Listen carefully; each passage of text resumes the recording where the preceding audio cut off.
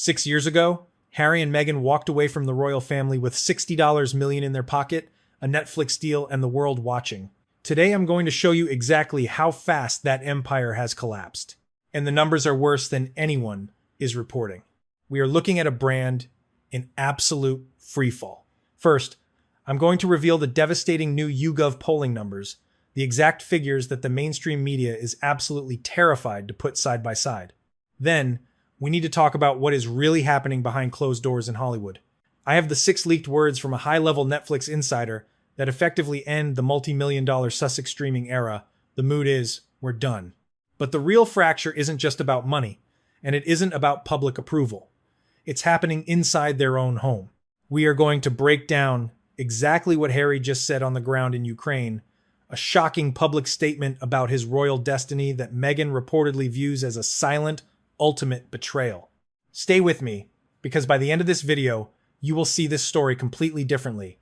To really grasp the absolute magnitude of the collapse we are witnessing right now, we have to go back to the baseline, because you simply can't appreciate the depth of a fall unless you remember the height of the pedestal. Let's rewind to 2019. It feels like a lifetime ago, doesn't it? Back then, Prince Harry wasn't just a working royal.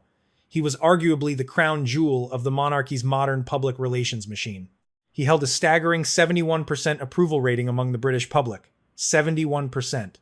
He was universally beloved, viewed as the relatable, charismatic, deeply human prince. Keep that number tucked away in your mind, because when we get to the 2026 data in a few minutes, the whiplash is going to be severe. Then came 2020, the exit. Harry and Meghan stunned the world by walking away from their senior royal duties. They made a very specific, very bold promise as they packed their bags. They were going to achieve complete financial independence. And for a brief, shining moment, it looked like they had pulled off the ultimate coup. Enter Netflix. In the fall of 2020, the streaming giant handed them a 5-year exclusive golden ticket. While early rumors spun wild, astronomical numbers, 2 separate, highly reliable sources at Variety eventually confirmed the actual figure. It was a staggering deal worth approximately $60 million. $60 million to essentially be themselves on camera. It was the ultimate Hollywood arrival. They seemed untouchable. But the honeymoon phase didn't last long, and the first major fracture happened much earlier than most people realize. In 2021, the couple sat down for their infamous, explosive interview with Oprah Winfrey. It was a global television event that generated billions of impressions. There was just one massive problem. Netflix, the company that had just paid tens of millions of dollars for exclusive access to their story, was left entirely in the dark. They were completely blindsided. If you've ever worked in media, you know that is a cardinal sin. The Sussexes gave the biggest, most valuable narrative payload of their lives to a rival network for free, while their exclusive corporate partners had to watch it on television like the rest of us. From there, the relationship became a high-stakes balancing act. Between 2022 and 2025, we saw the rollout of their contracted projects. They had to deliver to justify the massive price tag. We got the highly polished, deeply polarizing Harry and Meghan docuseries, which broke viewing records but heavily drained their reservoir of royal secrets. We saw the launch of the With Love Meghan show, attempting to transition her from royal exile to relatable host, and we watched the strategic pivot toward lifestyle and e-commerce with the launch of the As Ever brand.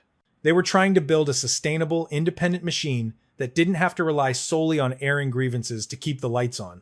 This is not the first time cracks have appeared, but what happened this week is different because, for the first time, both sides of their empire crumbled at exactly the same moment. So what happened between that $60 million handshake in 2020 and Netflix insiders saying we're done in 2026? Let's talk about the numbers, because numbers, unlike PR statements, do not lie. In April of 2026, YouGov released their official approval ratings for the British royal family, and the results sent absolute shockwaves through Montecito. I have been analyzing these metrics for years, and I can tell you right now, we have never seen a collapse quite like this. Meghan's favorability rating has plummeted to an abysmal 20%. Harry is sitting at just 30%. This isn't just a dip. This is a historic, unprecedented low for both of them. To really understand how bad this is, you have to look at the rest of the board. Prince William is soaring at 76%. Princess Kate is right there with him at 75%. Princess Anne, the quiet workhorse of the family, commands a massive 70%, and King Charles holds a solid 60. And then, all the way at the bottom, past the minor royals, you find Harry at 30 and Meghan at just 20. But here is the most painful metric of all. Remember that 2019 baseline we talked about?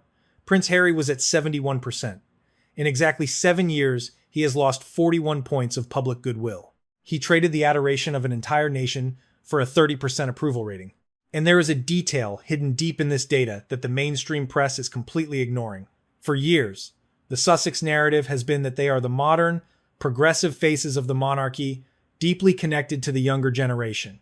But according to this very same poll, even the 18 to 24-year-old demographic, the exact generation that was supposed to be Meghan's impenetrable stronghold, only gave her a 31% positive rating. The youth have officially clocked out. As royal commentator Fran Winston so perfectly put it this week, if they want to survive this, they desperately need to dial back the entitlement and dial up the dignity. But here's what nobody is putting together. This poll dropped the exact same week. Netflix went public with something even more damaging. Over in Hollywood, the ground wasn't just shaking, it was opening up to swallow them whole. We are no longer talking about anonymous rumors or tabloid gossip. We are talking about hard corporate action. This week, Netflix officially pulled their funding and production backing from Meghan's lifestyle brand. They didn't just issue a warning, they closed the checkbook. Variety magazine, the absolute Bible of the entertainment industry, just published a devastating expose. They interviewed 6 different, highly placed insiders at Netflix, 6 separate executives, and the consensus was completely unanimous. The corporate relationship with the Sussexes was never a fairy tale. But it was one specific quote from a senior executive that completely shattered the illusion. 6 simple, leaked words that seal their fate in the streaming world. The mood in the building is, we're done. Why? Why walk away from a global phenomenon? The core reason, according to these insiders, is pure, unadulterated exhaustion. Netflix executives feel that Harry and Meghan are simply selling a remixed version of the same royal escape story over and over again. The well of grievances has run completely dry, and Netflix realized they bought a one-trick pony for $60 million. And here is the most damning detail, something you won't hear on the evening news. The situation has deteriorated so severely that Netflix CEO Ted Sarandos reportedly refused to take a meeting or even get on a phone call with Meghan Markle unless his corporate lawyers were present on the line. Let that sink in. The head of the studio won't speak to his own star producer without legal counsel in the room. The final nail in the coffin was the actual performance data. Meghan's highly anticipated show, With Love Meghan, was supposed to be the launch pad for her new independent empire. Instead, the ratings were an absolute disaster. It flopped so hard that it has Hollywood executives seriously questioning if her pivot to e-commerce is fundamentally flawed. If she can't get people to watch a free show on a platform they already pay for, how is she going to convince them to buy premium products from her brand? And if you think that's the worst of it, what the experts found when they looked closer at Harry and Meghan's private life is the part that changes this story completely. The collapse of a $60 million deal and rock-bottom poll numbers are bad enough. But when you look at the physical reality of how Harry and Meghan are actually living their lives right now, a much darker picture emerges. To understand the gravity of this situation, we need to look at what the experts, biographers, and people on the ground are seeing with their own eyes. Let's start with veteran broadcaster Mark Dolan from the Daily Expresso.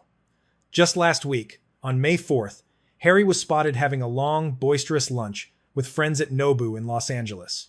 Keep in mind that is a 2.5-hour drive from his family compound in Montecito, and he was completely without his wife. Dolan's assessment of the footage was striking. He described Harry looking, quote, like the weight of the world was off his shoulders relaxed, a little sparkle in his eyes. It was a glimpse of the carefree prince the British public used to know. But Dolan immediately pointed out the devastating contrast. Whenever Harry is photographed next to Meghan lately, he looks miserable. This isn't an isolated incident. It is a crystal clear pattern. Harry recently went on a solo ski trip with his own friends. Even more telling, on Valentine's Day in 2025, the couple spent the most romantic day of the year completely apart, despite the fact that both of them were physically in Canada just days prior. The physical distance is growing, and it's becoming impossible to hide from the cameras. This physical separation mirrors a massive psychological divide. Alexander Larman, the acclaimed author of The Windsors at War, provided a brutal but incredibly accurate assessment of their current dynamic. According to Larman, Harry's grand exit strategy is looking a lot less clever than it once was. Larman observes a stark contrast in their Californian reality. While Meghan has certainly thrived navigating the waters as a Hollywood A-list celebrity, Harry is perpetually looking lost in Montecito. He is a man without a country, without his beloved military titles, and increasingly, without a clear purpose in a town built purely on entertainment networking.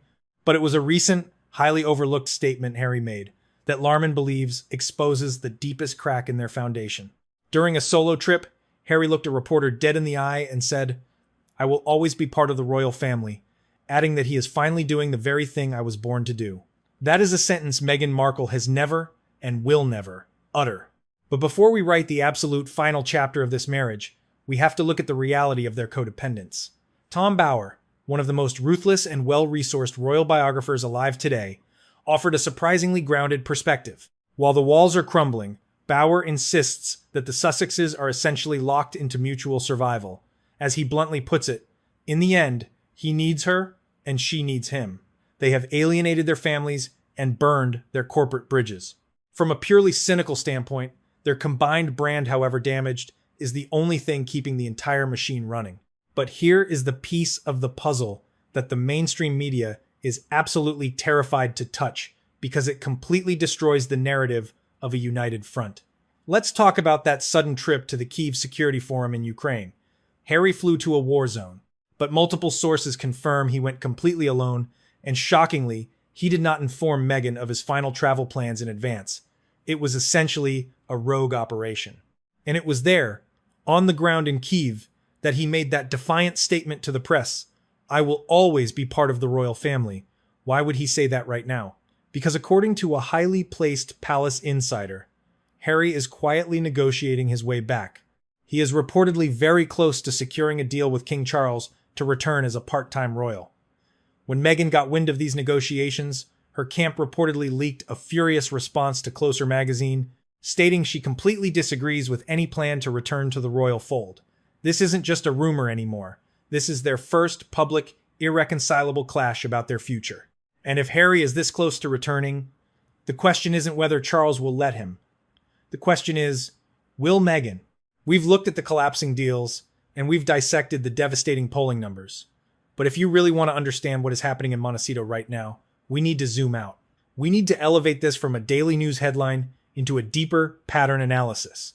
If you look closely, this is no longer a story about a united couple fighting the British press. We are watching two people actively building two completely different futures. Let's look at Meghan's master plan. She is currently pouring all of her remaining capital and strategic energy into As Ever. This is not a royal endeavor. It is a pure, distinctly American lifestyle brand. To make As Ever a commercial triumph, she doesn't need the British public's approval. She doesn't need a Royal Highness title. Frankly, she doesn't even need Prince Harry standing in the background to legitimize it. She is constructing an entirely independent ecosystem where she is the sole center of gravity. Harry, on the other hand, is pulling in the exact opposite direction. Think back to that profound statement he just made to the press in Ukraine. He said he is doing the very thing I was born to do. That is not the language of a Hollywood producer. That is not the mindset of a California tech investor. That is the ingrained, inescapable DNA of a man raised to be a prince. There is only one logical interpretation of that sentence. He wants to go back. He is craving the protocol, the structure, and the deep-rooted identity of royal service. They are pulling as hard as they can in two entirely opposite directions, and absolutely no one is backing down. When you track their movements, the patterns of separation become undeniable. Every single time Harry has made a significant move to reconnect with his royal roots, whether it was flying to see King Charles in late 2025 or this highly sensitive solo diplomatic mission to Ukraine in 2026, Meghan is conspicuously absent. Even on Valentine's Day in 2025, while both of them were physically in Canada for Invictus preparations, they spent the actual day apart. This brings us to a massive miscalculation the mainstream media is making about Meghan's popularity. Yes, her approval rating in the UK has hit a rock-bottom 20%. But across the Atlantic, in the United States, she still holds a much more workable 44% approval rating. Here is the analytical truth. Meghan Markle is not losing an audience. She is choosing an audience. She has calculated that the American market is the only one that matters for her lifestyle empire. But that choice, that aggressive pivot to American celebrity, is fundamentally incompatible with the deeply traditional path Harry is trying to walk back toward. Think about this carefully. Netflix didn't drop Harry and Meghan because they failed. Netflix dropped them because they only had one story to tell, and that story is running out. The question now is, when the Sussex brand runs dry, what does each of them have left? Let's look at the brutal financial reality of that question. That initial $60 million from Netflix, it's drying up fast, and we now know the executives are shutting the door on a renewal.